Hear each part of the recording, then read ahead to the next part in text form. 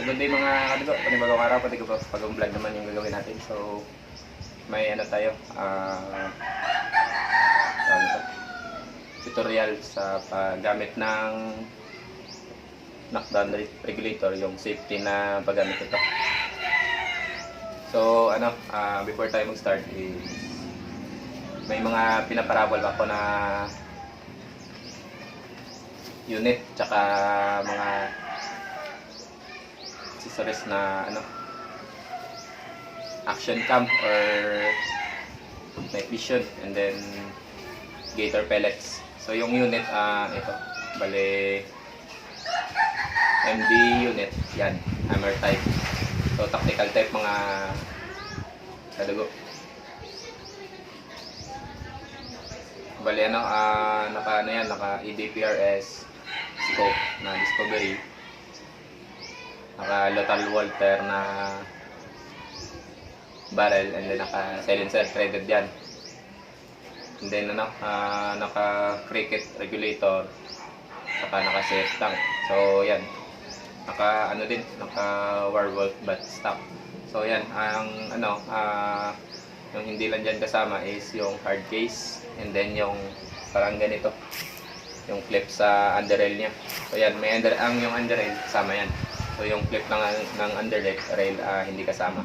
So 670 per slot yan mga kadugo. So sa mga gustong ano, tumaya, ano lang, add nyo ko sa Facebook. Ito yung ano, Facebook ko, Vladimir Camille. So yan. And then yung action cam is yan, ito yung Firefly 8 SE. Maganda yung kuha nito mga kadugo. Ito yung ano, kuha niya. So yan. And then choice ng winner kung ano yung pagpipilian niyan, or Firefly 8 SE na action cam or NV075 yan. So choices ng winner kung anong pipiliin niya. Ito naman yung ano, gator pellets. So 18 grains, 5.54 yung head. Yung tail niya is T2. So yan, bali 90 per slant, 130 per slant, and then dalawa yung mananalo. First ball, yung first ball is 2 tins na 500 pieces yung per tin. And then yung last ball is 3 tins. So total of 5 tins lahat. So kung ano, dalawa yung numero nyo, may possible na makukuha nyo lahat. So yun, sa mga gusto tumaya, add nyo lang ako. So ayan, bali ito na yung knockdown regulator. Ilapit lang.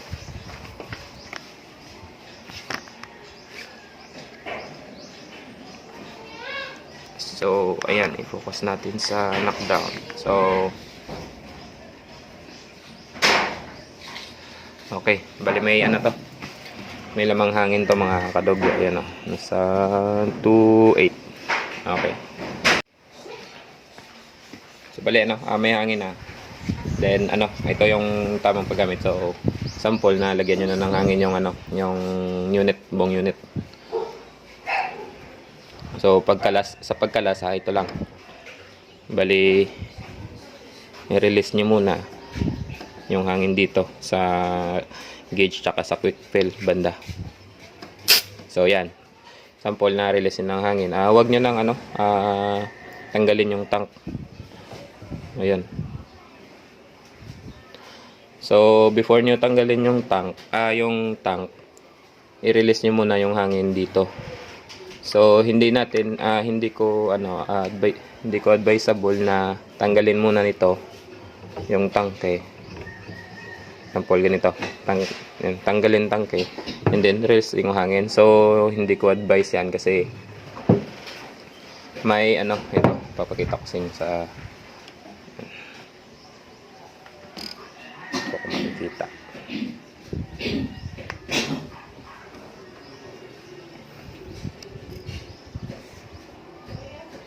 So yan, may ano yan, may o-ring sa loob, tsaka yung may stainless na nakalagay. Ayan o, yung puti. So pag ano,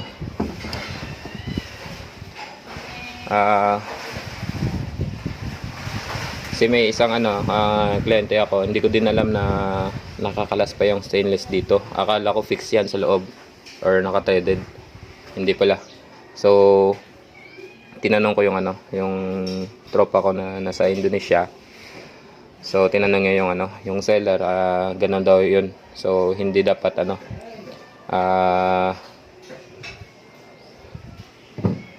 dapat ingatan to. So bawal itong sample may lamang hangin yung, di ba, nakalas na yung hangin dito, nakalas ko na yung tangke, may hangin pa dito sa plenum. So hindi pwede iputok ito, kasi pag naputok ito, bumaba, mag-open dito yung yung piston, magre-release yung hangin, tatalsik dito yung yung parang stainless na dish. Hindi ko pa yun nakita. So may kliyente na ako na natalsikan ito, pero mabuti na lang at nakita niya. So ngayon lang yung for safety lang yun. So ito yung dapat gawin sa knockdown, na safety na paggamit ng knockdown, di ba? Maka ganyan, may hangin kanina, sample dito. Yan. Di ba, may hangin ulit. So pagkalas lang ng kung may kayo, may problema kayo dito sa receiver, may kakalasin kayo, so ito yung tamang paggamit. Ito. Diba pag na, yan, pag release ng hangin, so balik nyo lang yung tangke, mag-i-stop yan, yung tutukod na yung pin dito sa loob. So may ayan kita nyo ba, may may gap yan. So tumutukod na yung pin. So gawin yung markings itong yung butas nito. Example, diyan siya nag-stop. So diyan kayo diyan kayo maglagay ng, kung pwede yung lagyan ng markings dito, ito black, hindi to masyado kita. So diyan yung yung pagtukod ng pin, and then ibalik natin ulit, diba? Yan, alam nyo na yun yung nandito siya, pag yung tutok ng butas nandito siya. So alam nyo na kung saan yun tumutukod yung pin. Sample, may hangin na yan, i-release natin. So diba, dyan sa nakatukod yung pin. So ikutin nyo lang hanggang sa dito, adjust na lang. Pwede nyo na to iputok yung unit para ma-release yung hangin dito. Or sample nito, may kagaya ako nito. Yan, may tayo. Napanalunan ko to sa raffle ng tropa natin yan. May quick release ng hangin, tsaka gauge na nakatutok sa atin dito. Yung gauge na gamit ko MX2 pa rin. So yan. So yan, ko na doon, naitutok ko na doon sa hindi na nakatukod yung pin. So dyan. So pwede na natin to i-release. Yan, i-release ko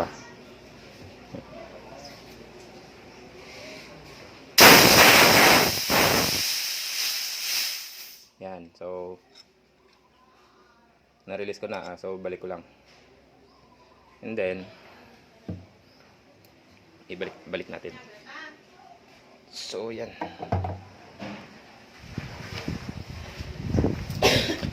So wala na hangin dito sa regulator na to papuntang receiver. So wala na. Yan Yun. So pag naman, kundi sample sample na, tapos mo na yung gawin yung yung sa sa receiver, yung may ginalaw ka or papalit ka ng output, i-adjust mo yung output. So natapos na. So pagbalik naman, sarado lang yan. Kung may quick release, sarado lang.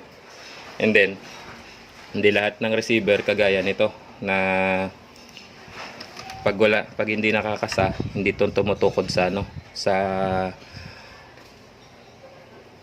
tawag nito, valve pin. Yan. hindi tumutukod sa valve pin. So papakita ko lang sa inyo, ikasa ko lang para sa mga lahat ng receiver, hammer type or side lever, ball pop. Pag may ganito kayo, pag ibalik mo na yung hangin dito, lagyan mo ng hangin yung plenum. So ikasa lang lahat. Yan. Pagkasa, ito, higpitan lang. Pag higpit nito, yan, may hangin na yan ulit. So okay. Yung pag higpit dito, wag nyong pasobran, yung sakto lang na mag-stop siya. Pag stop, okay na. Wag nyo nang higpit ng todo kasi baka hindi yan makalas. So yan, yun yung safety lang ng paggamit ng knockdown para sa o-ring tsaka sa sa stainless na nakalagay doon sa loob para tutukuran ng pin. So ayan lang mga kadugo, may natutunan naman kayo yung paggamit ito sa mga kumukuha lang sa akin, hindi yung sa nabibili sa Shopee tsaka Lazada. Iba yun, iba din yung loob, hindi kagaya sa akin. So ayan, ito, yun lang mga kadugo. Thank you sa inyong panonood. Ingat kayo. God bless.